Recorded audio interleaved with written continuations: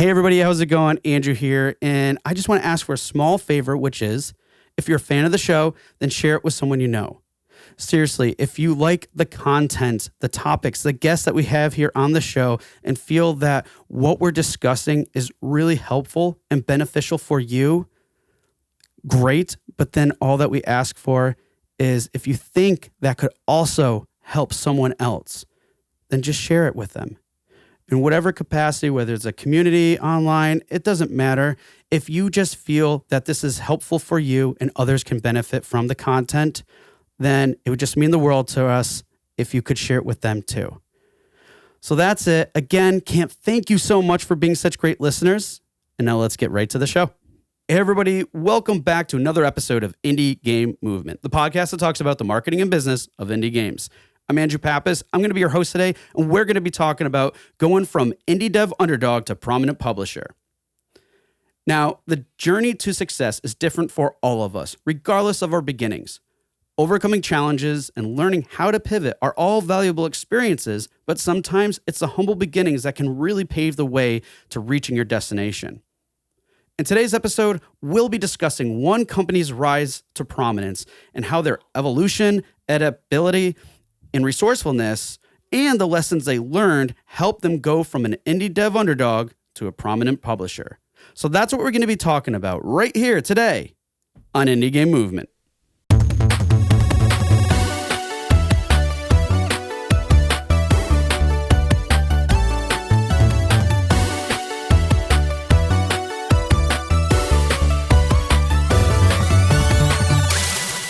Hey everybody, and we're back. And today with us, I have Andrius Mackevicius. Did I say that right? Close enough? Yeah, close enough. Hello, everyone. Well, hey, Andrius, thank you so much for being here with us today. There's lots of exciting things that we want to get into. And first and foremost, for those of you who aren't familiar with our guest today, he is the Indie Games Publishing Team Lead at Nordcurrent Labs.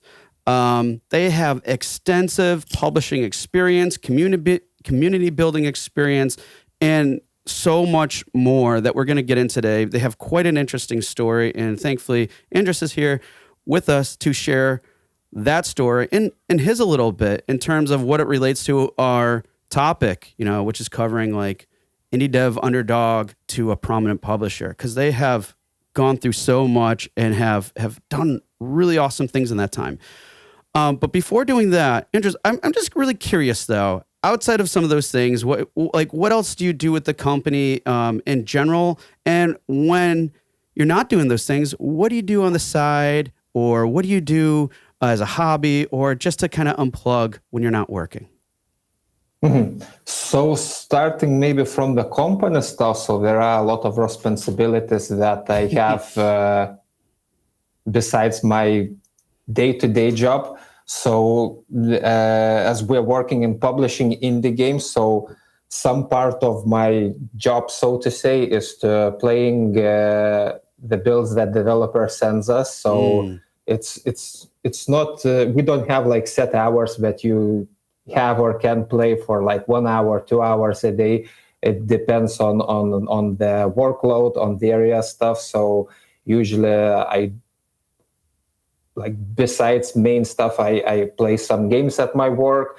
I go to speak with other teams to see how they are doing, if morale is good, if everything is doing fine, if the project is going on schedule. So those are like more out of my main wheelhouse things that I do at my work.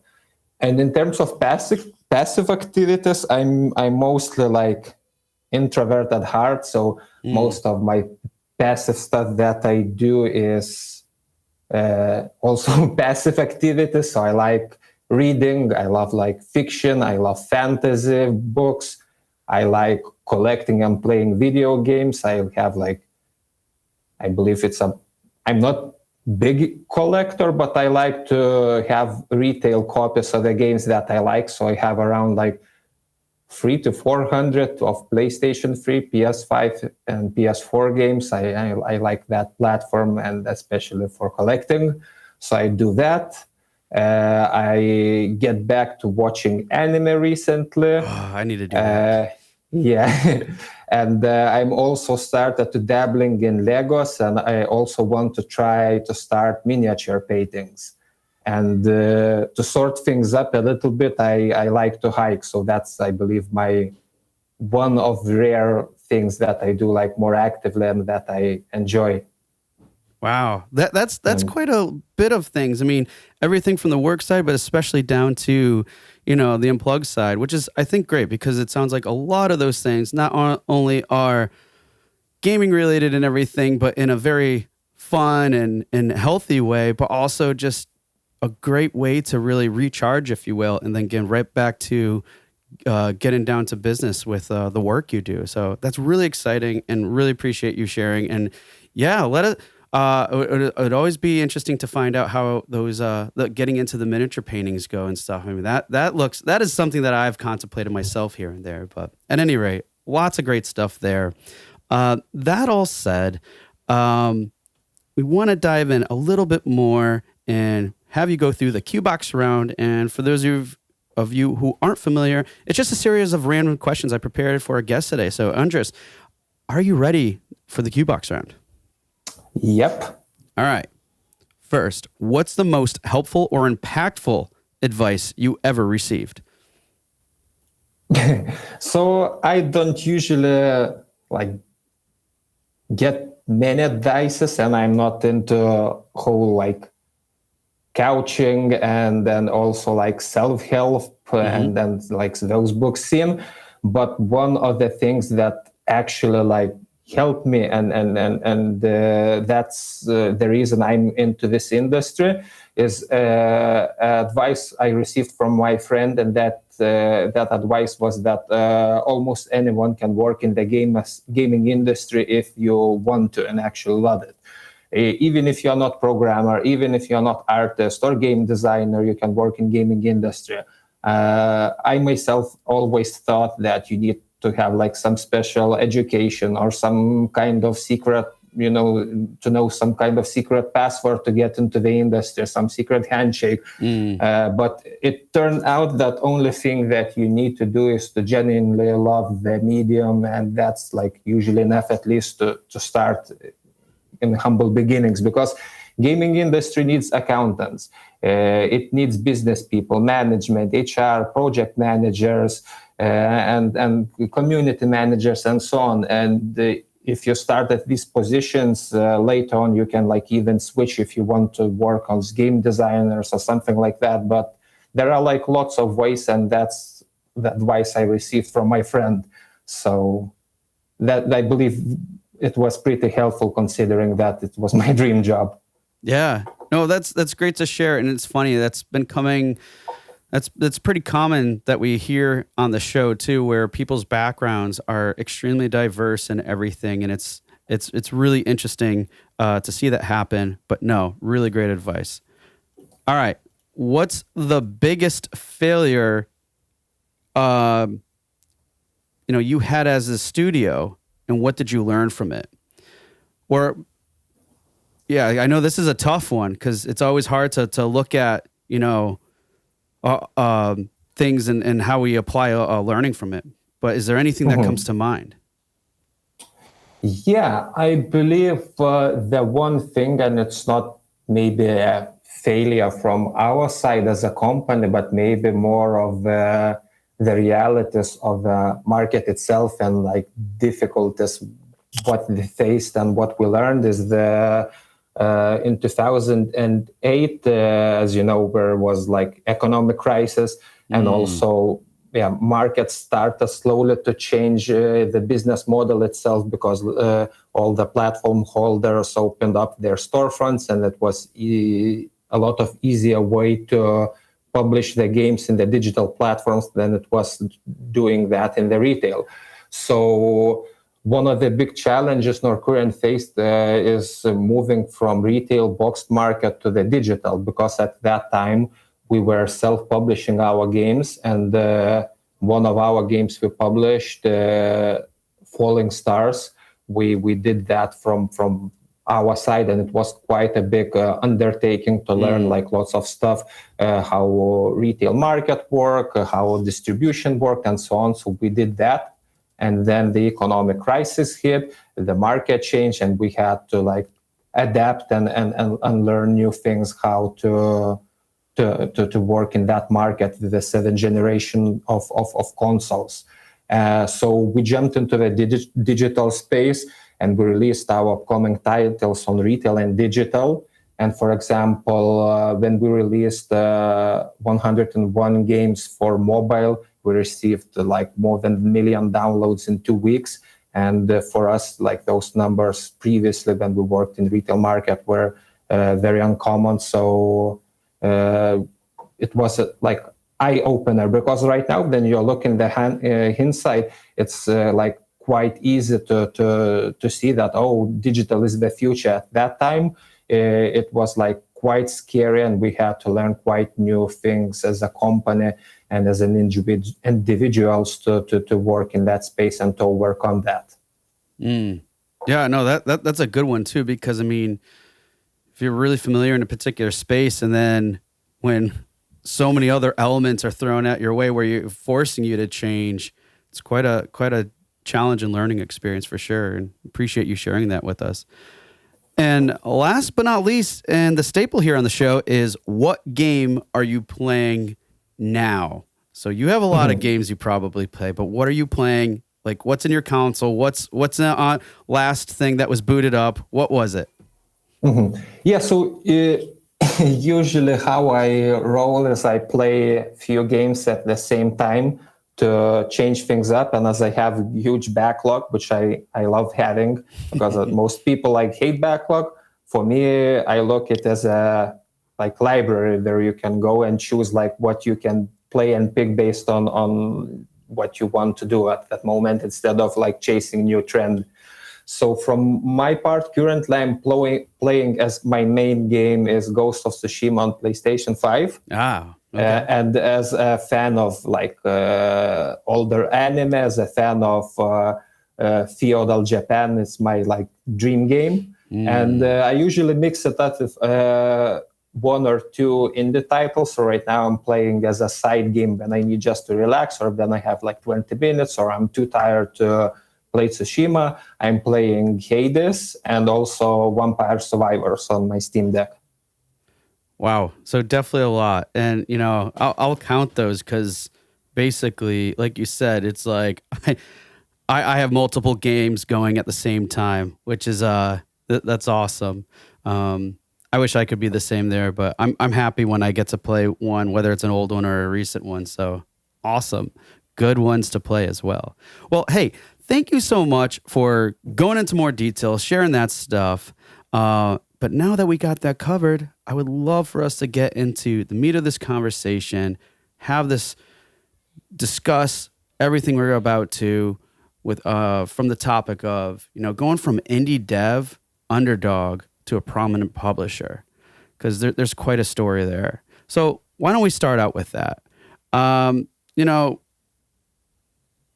we talked real quick, and it could actually, I'm trying to think, pre-interview here and everything, we're talking about some of like just humble beginnings and stuff. And, you know, how did your humble beginnings, would you say, contribute to your approach to your success? And not just yours, but also how Nordcurrent's story and yours, because there's two interesting stories going on there. So why don't we start with Nordcurrent's and then take that over to yours, or whatever you think would be more applicable. So yeah, as you said, mine and Nordcurrent's story are similar in that I and the company started working in this industry mostly out of passion, with humble beginnings, and we just wanted to be there no matter the cost. So Nordcurrent itself started in 2002 by 3 people who are actually still works in the company and the main driving force in there. So it's our CEO, Victoria, and 2 managing directors, Mikhail and Sergey. And though in the beginning, the company itself was called different. It was called Evil Gamos. And only after a few few years later on down the road, we renamed it to Nordcore. And so as I said, the beginning was a bit different, but the company itself started in 2002, and in the same year we actually managed to release our first game on Game Boy Advance, and that game was called Santa Claus Saves the Earth. Yeah. Then we released a few more games and ports. So we ported that game to PlayStation 1. We made few games for PlayStation 2. The company worked as a developer for hire. We managed to open and later on close our office in Argentina. Started creating and self-publishing our games and embracing digital platforms. The company itself started from 3 people, then it moved to like 15, then it moved to 40, and right now we have around 300 people working in there. So the beginning itself was quite humble, but right now we are quite a big company.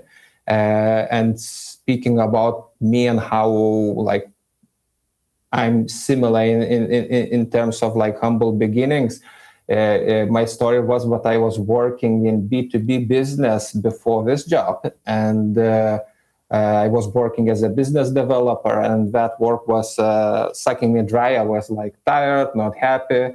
And it goes to my previous example, not example, but the advice I received from a friend is that everyone can work in the gaming industry, and it goes back to that. I was working at that job, and my friend worked at North Current, and we were like 1 kilometer apart from each other's. And sometimes we like met during lunch, sit by a river, and like talked about what games we played, what is happening in our lives, and so on. And one day he told me that, why don't you start working at our company? You know, you love games, you are like passionate gamers, what you love is what you do, and why don't you start working at North Current? And I thought that, as mentioned, you need to be a programmer, you need to be an artist to do so. And he said that just try, just see, and if it works out, it will be great. So I sent like a heartfelt letter that I'm like fan of the gaming industry, I know the company and so on. And I was after few conversations in the company, I was selected to work as a community manager. So I started like working in that position as a beginning, and later on, like slowly, I tried various stuff in the company. I wrote like various B2B text. I did ASO, I wrote slogans and so on. So I believe company saw my potential, saw that I can do a bit more. And then slowly I started working with PC games. Then that opportunity arose because everyone knew that I was a fan of indie games, of PC games, of console games. I knew the mobile field, but my passion was in different side. So then that opportunity arose, I took it, and right now I'm working as a team lead in the publishing for PC games and console games. And I believe that's quite a big leap from the community manager, slowly rose up to the ranks to right now leading our publishing label division. So I believe in that regard, me and the company are similar. Awesome.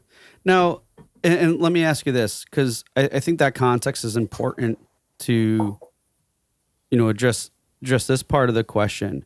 Between the story that you shared about Norcurrent and then yours as well, what would you say that relates to both of those in terms of how that growth, what would you say was the approach that really contributed to that growth, to that success that I guess both you and the company had? Yeah, so I believe main takeaways is that I believe tenacity, perseverance, and evolution are the main aspects of how we stayed relevant 20 years in the company, and how I evolved as a person and as an employee in the company itself. because it's hard to stay independent in this industry, especially for 20 plus years. Lots of companies that started at that time or prior or later on are no longer with us. And Nordcurrent itself had to fight for its place under the sun. In the old days, the company had to work as a developer for hire to survive the economic crisis, changes in the market. So our humble start showed us that we have to be tenacious and continue to evolve as a company if we want to stay relevant with the market along with the big guys, big corporations. And I believe this thinking, this mentality stuck to this day. So, for example, our hit Cooking Fever was the first game that established the cooking genre in the mobile field, and we had to learn a lot with that game and to evolve as a company, as a developer. Or right now, it's the same with our publishing label, Nordcurrent Labs. It's also another thing, another addition to the company. So the company is not staying still. It still like tries new stuff in the games they are creating. It stays new with the things that they are offering.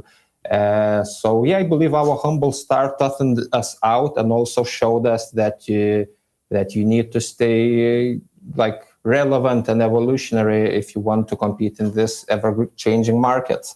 Yeah, absolutely. And why don't we continue off this a little bit and kind of like discuss, because I know this is probably an important factor too, relationships. So with that said, what relationships would you say impacted your company's growth? Like, were there any studios that you value collaboration with, or what did that look like? What did the relationships look like from a business perspective, and how it attributed to your company's growth?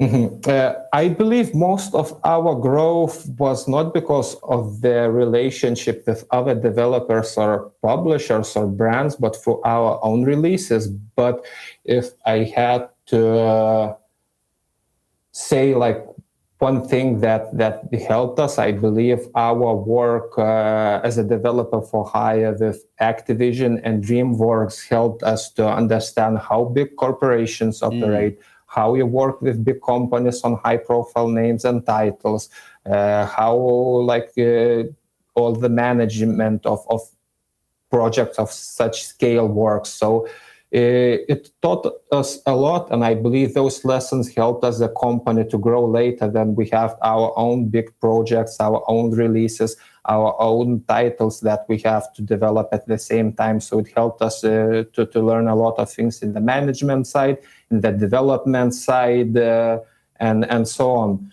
And in terms of collaborations, I believe they're also impactful. I don't know if for companies' growth, but maybe for its growth in terms of reaching more people. So we had various collaborations with our title Cooking Fever with various brands. So for example, we've worked with Coca-Cola to have branded items in our game.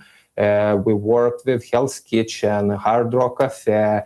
We worked with Barcelona Club to have their club and character likeness in our game, and we still have a signed Lionel Messi T-shirt from that period. So yeah, lots of, I believe, fun and interesting stuff that teached us a lot of things that we incorporated and used in our company that helped us to grow it later on down the road. Maybe not immediately, but we learned a lot from those collaborations, I believe.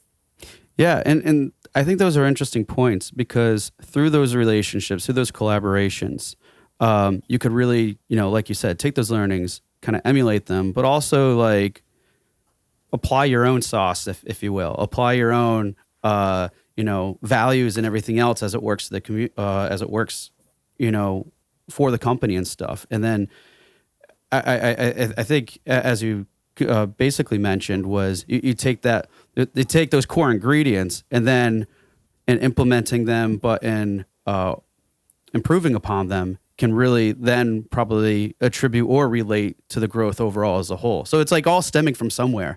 But it is really interesting how those processes, how those relationships, how those collaborations could really help and the long term, and probably attribute to everything else that you shared before too, in some way, shape, or form, with that resourcefulness, with the evolving, adapting, and everything else. But it's just one little piece of the pie, right? That just does everything else. I think that's interesting. And on the same topic of relationships here in the very broad spectrum, I know there's one thing that you guys are really passionate about, especially you, as you have already shared with, your hobbies and everything else. But like, with that in mind, what are some ways that you stay involved with the indie game community today? I would say not just yourself, because I think that's just important, but also with Nordcorn as a whole too. Mm-hmm. So I will speak about myself first and about the company second. So speaking about myself, sadly, I'm not involved as I would like to be. I am more of an observer mostly of the medium and not much of an active member myself. So, for example, I read like lots of forums, subreddits, Slacks, Discords of various like indie communities, indie developers, and so on. I speak with local and worldwide indie developers, like to discuss various business aspects of the side. I go to various indie-based conventions, but that mostly for work stuff. Though then it comes like to going to game jams, meetups, and so on. Usually I choose to play video games at home instead of going and to events, especially local ones. But slowly I'm trying to change that as well. And speaking about company itself, so we are keeping involved with the gaming community by sponsoring or even organizing various events for and with indie developers. So we are active member of Lithuanian Gaming Developers Association.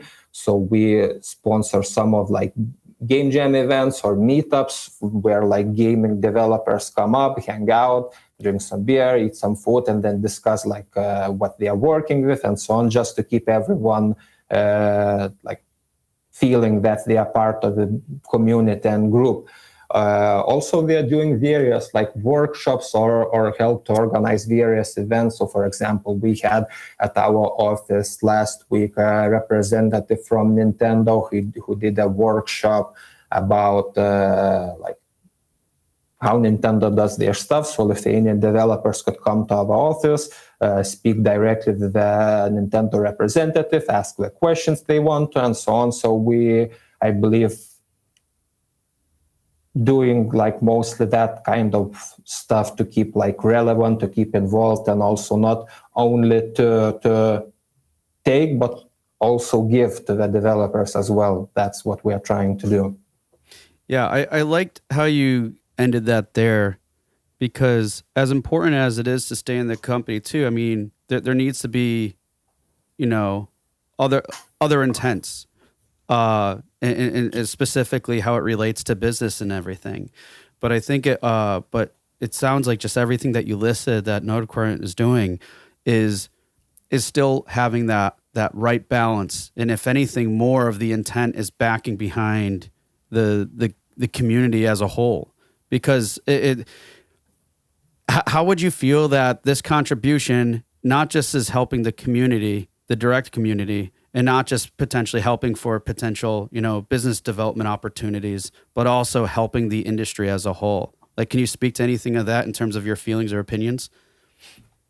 As I said, I believe it helps in that regard that game development is a lonely job, lonely thing to do. And in this space, usually like it's solo developer or like up to 5 people who are working on the project, and usually they are working remotely. So that kind of thing is very lonely. And from our side, like those type of events that we're doing, sometimes they are not even like for a business side. They are just so the community could hang out, as I said, feel a part of the group, feel a part of the community.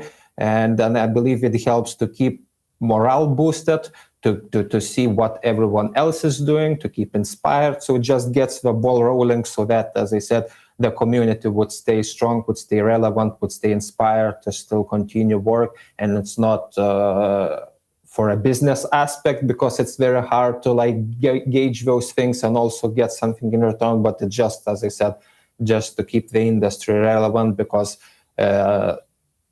we start humbly, and at that period there were no other like companies in Lithuania, and where like the scene was very small, so it was quite hard to be like the only one. So we know like how it feels, and right now we want, as I said, to be involved in that community and to feel that we are not alone, and then the developers are not alone, and we are creating something great together. Yeah, no, it's awesome to get to that position finally where, like you said, you're able to give back and can relate to those experiences, can relate to those starting out. Again, going back to your whole humble beginnings as a whole. And like you said, doing so can really help promote this type of activity can really help promote the industry within your country, and then potentially going beyond, which thus can create other opportunities. So I just love it when I hear of people, companies, whoever doing these types of things. So it's definitely important to share that, and I'm glad that's what you guys are doing as a whole, to making the world a better place in the industry, or at least starting out within your own country and then expanding from there, of course. Cool. So talked a lot of great stuff about relationships, but now I want to kind of dig in a little bit further into some strategy elements. We talked a lot about, humble beginnings, evolving, all this stuff. Let's dive a little bit deeper. How did you adapt with limited resources in such a rapidly changing climate? Because let's face it, you guys went through lots of changes. So what are some ways that you adapt? What are some strategies that you implemented or came up to really make sure that you could make the most out of limited resources as you grew? Mm-hmm. So I believe I will speak in very general way, because there is no one set strategy or one set thing that like could help you or that we implemented.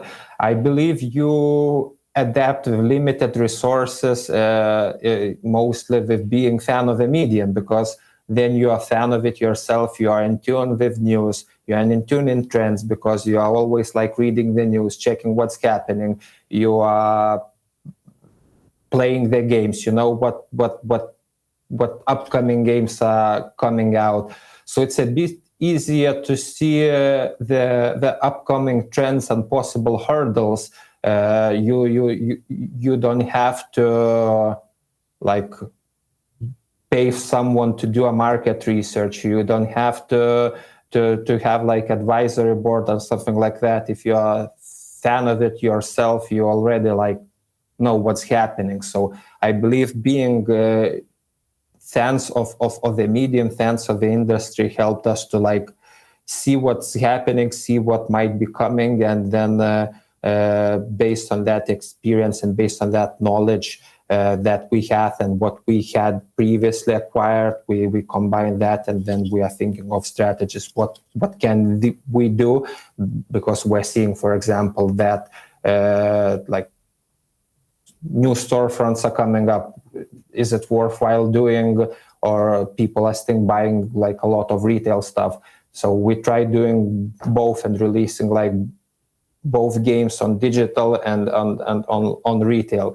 Not many companies did that, because at that time, like digital was mostly looked as like low tier type of games, and then like later on down the road, like Limbo and other indie games start to show that to people that there is something there as well. But we did that from the get-go, and as I said, at least I think that it just comes that you don't need someone else for you to tell it, because you already know it yourself by being knee deep in it.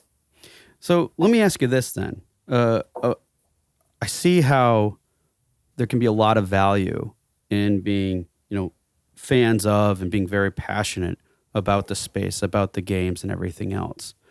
Were there ever times that you may have gotten, let's say, too deep or too in the weeds, looking at things from this perspective? And if so, did you ever take moments to kind of get a higher level view to make sure that even though you were fans and so in tuned with this, that you were able to pull back a little bit to make sure that it's still aligned with your overall direction?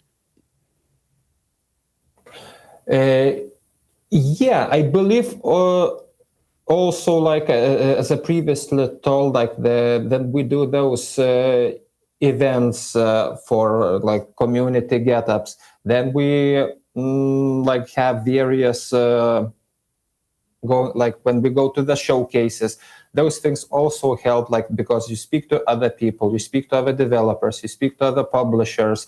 It helps to see things in different perspective, from different point of view, from as I said, from different line of thinking. So sometimes we like those things help as well to see things in perspective and to see if we're actually like in line with our plan is in line what community would expect, what developers would expect, and so on. So I believe those outings help us to see if we're still in tune and if our like strategies are correct.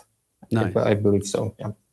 No, great take. And that's interesting because it's like, again, these different perspectives, these different viewpoints, if you will, can really reveal a lot of different information. So are there any particular moments that you can recall? It doesn't have to be specific, but like, let's say you took a different viewpoint, you got this different perspective, and maybe you're like, oh, this means something. So in those kind of moments, how did you like pivot when you realized that, hey, if we look at things differently, we can start to gain more momentum? Or if you were gaining momentum and you saw this different perspective, how did you pivot in those moments to make sure that you were still aligning if you're going a wrong direction, or if you're going in the right direction, and to account for, maximizing the most out of that new viewpoint? Mm-hmm. So in terms of that, I believe like at least what we are doing inside the company is when we realizing that we are gaining momentum, and we are like at that point we are usually I'm like thinking how to phrase it better. Usually, like to mitigate the risk, for like starting from that point, what we are doing is we have like various teams working on various projects, so we won't be putting all apples in one basket, and won't be like one game studio. So, for example, we had like huge hit in our hands with Cooking Fever, and even then, like we had various other projects that we are working on based on as I said, different perspective, different angles, different ideas, different opportunities. We usually like do that. We like evolution comes from not iteration, but comes from trial and error. So we internally like try a lot of stuff, and this is, I believe, our key strength of the company is that we are doing that. I like that phrasing right there. What you just said with, iteration and the importance of iteration, but also understanding the difference between that and trial and error. Because a lot of times we always say, hey, doing this, what we do, whatever the case may be, is an iterative process. And that's that could be viewed as like an optimization standpoint. But you can't necessarily optimize something if you haven't like went through trial and error and gotten the initial information to start with. So I really think that's an interesting point, and it kind of goes back to everything else we're saying in terms of recognizing how and maybe when to pivot when it's necessary, going back to having those different perspectives, having those different viewpoints to really help kind of shape and mold what that strategy looks like, but making sure it's flexible too. Indeed. Lots of interesting things there. And I know we're coming to time here and ready to close, but before we do so, out of everything that we discussed here today, are there any, tips or suggestions that you would share with our listeners today based on what we discussed? Yeah, definitely. So as I said, and I believe it was like one of the points of the conversation, that like evolution, iteration, and so on. So like constant changing, constant trying new things. So my suggestion for indie developers, and sometimes I see that like tenacity and perseverance is good, but then your work on a pitch and a build of your game that focuses like on unique mechanic of the game. If working with a publisher is mandatory for you, meaning that the game needs a huge budget or experienced team assisting in the development process, and you're pitching the game to a publisher and no one is liking it, don't work like too long on polishing it, because sometimes I see developers like take a year to work on a build, and then like publishers reject it, and they are continuing to work it, and then still rejecting, and they're still continuing it. My suggestion is instead go to a different idea. I know it hurts, it's your baby, but evolve from what you've learned from that, and just apply to a new one. So that would be one. Also, second would be work on a strong pitch and a good build that focuses on the unique selling point of the game. Don't try to expand like too much and put everything in place. Just focus on what the key strengths are of your title, of your game. And third is very general, and then when someone tells me stuff like that, I usually don't like it, but I will do it myself this time. So be a fan. If you're doing it for money, there are like a lot of less stressful, better paid jobs out there. Gaming industry is hard. Sometimes it's stressful. Sometimes it's scary. Sometimes it's intimidating. But if you love it, then you create something. It's feeling like no other. So do it if you need to and have to. Yeah. No, really good points there, and some advice that I think we should all take, seriously to a degree, or at least ask yourself those questions, right? Especially that last one. So really good points and everything else. Now, before we close, I'd love for us to, for you to share, hey, what are ways that people can connect with you? What are ways that people can reach out to Nord Current?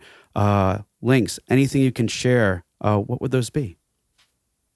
So currently, you can reach our main company as a whole at nordcurrent.com, and you can reach our part of publishing side there as well. You can reach our company as a whole there as well.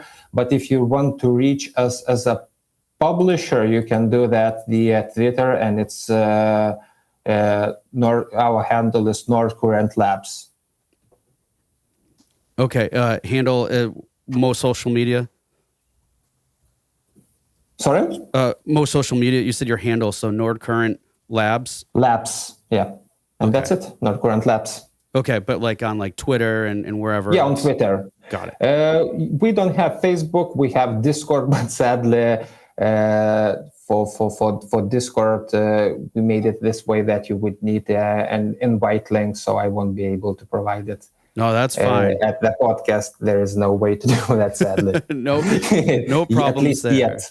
So hey, people, if you're looking to, reach out to Nord Current, especially if you're considering a publisher, you can go to their website, do that. You can reach out to them on their socials, Nord Current Labs, and yeah, if it comes up where getting involved to a degree and being part of that Discord server is great, then I'm sure through those channels you can find out if that's a means or something that you're interested in based off of what those requirements are.